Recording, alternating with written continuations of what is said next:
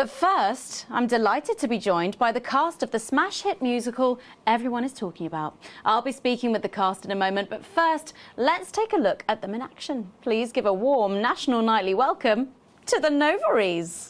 The Novaries. Hello? Doctor? Yes, I see. Thank you for letting me know.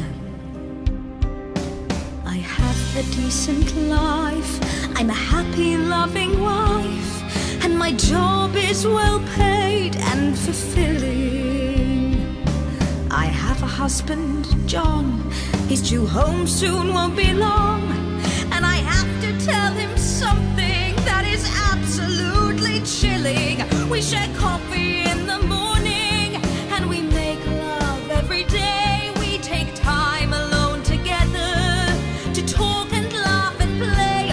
We prioritize our needs. We do charitable deeds. But the flowers of a happy life are now beset by weeds. I'm home.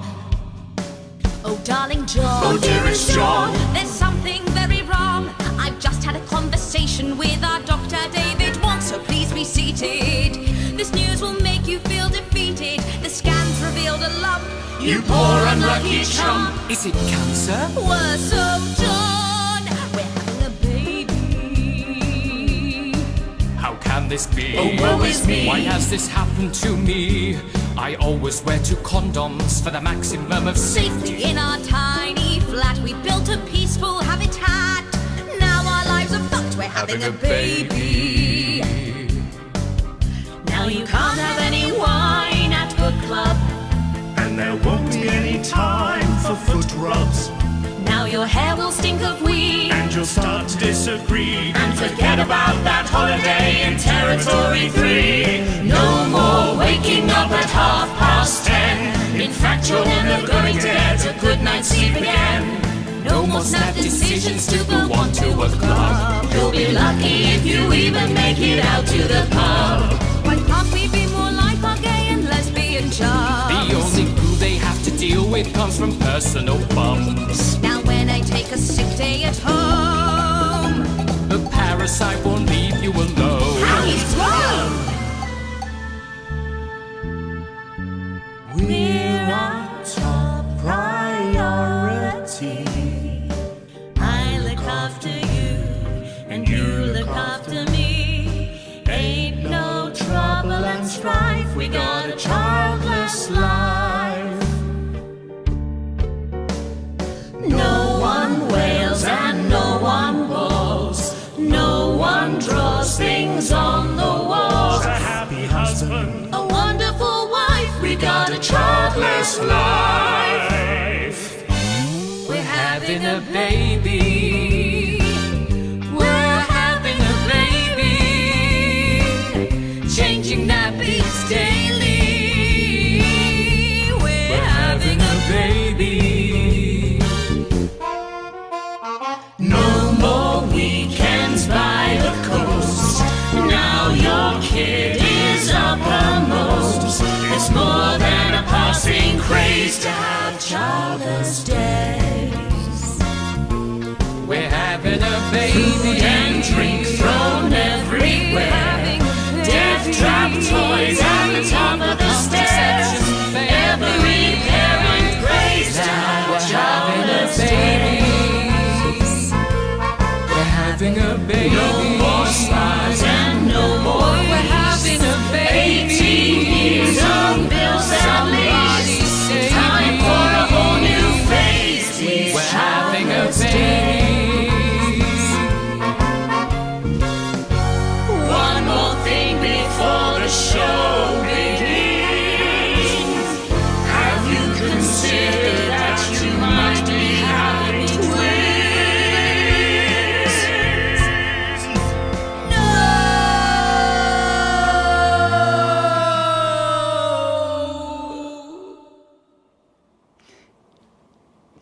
Amazing. The Novaries there, treating us to their opening number from Elegy for a Childless Life, which is currently the hottest ticket in the capital theatre district and will be touring the territories later this year.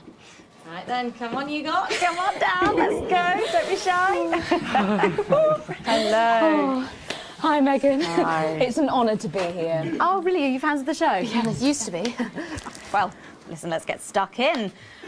Your amazing musical. Now, I mean, not only do you perform this show every single night, with matinees on Wednesday and Saturday. right, but you're also the show's creators, am I right? Well, everyone contributed their ideas, and then some of us went away and did the actual work on the script. But no, it's very much a team effort. Oh, that's fantastic. How rude of me. I've not introduced any of you. I'll be the one being replaced next. Let's go down the line, shall we? Hi, I'm Jack. Jim Blunt. Pleasure to be here. Jennifer Boreham-Woodley. Hello, I'm John Sapley. Used to be in the business professionally. My name's Jill, with a J. And I'm Janet. I'm the youngest.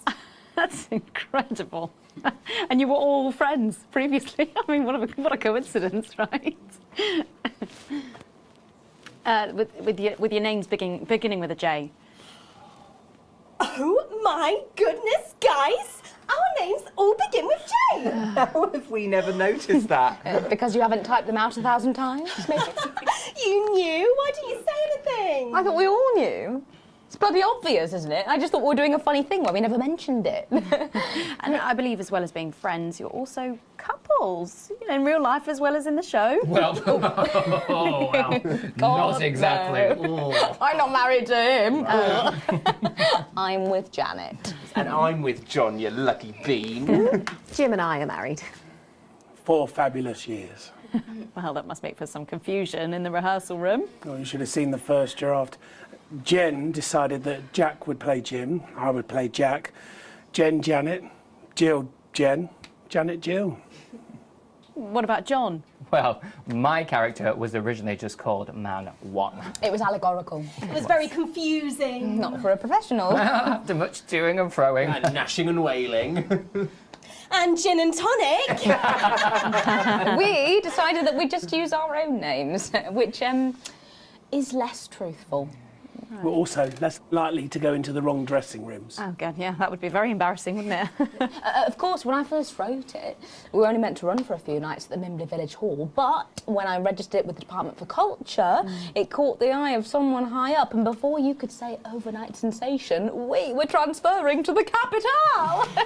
It's all been a bit of a roller coaster, really. I'm only 19. I'm the youngest. You really don't have to repeat that. I had to give up my job as a mortuary technician. Well, yes, we all had to move to the capital. I love that job. It's been a very turbulent time. So peaceful, no singing. This piece isn't political, is it? No, absolutely not. It's about children and why you shouldn't have them.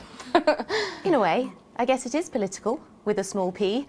After all, we are a solid unit, and eagle-eyed audience members will see we nod our heads to advance on stage throughout, and we target the messaging at women aged 22, well, about 35, as they're the most likely to be afflicted by this terrible problem. Terrible problem. Having children. Well, you understand, Megan. You clearly agree.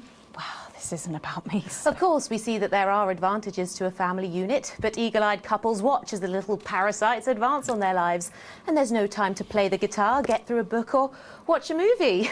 They're exhausted, passed out on the couch by 20 to 9, for God's sake. You're very chatty tonight, dear.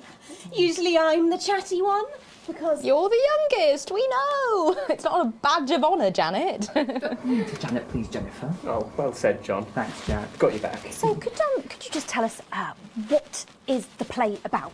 What happens in it? Well, Go ahead. it's a tragedy, obviously. Jennifer, myself, and John have their child, and then the story charts the downfall of their hopes and dreams. And there's lots of singing, I'm dancing. a lot. My character works at a menu centre for a distribution unit. Eagle-eyed, she sees her friend's rapid advance to a pit of despair. Becoming a target for children's TV advertising at the age of 22, she decides to take drastic action. I can't really say more, though. I probably said too much already. Let's not spoil the second act for anyone who might come to see it. Which should be all of you. For too long, we've been told that a life without children is somehow incomplete, that children are a blessing. Well, I've done the research and they're not.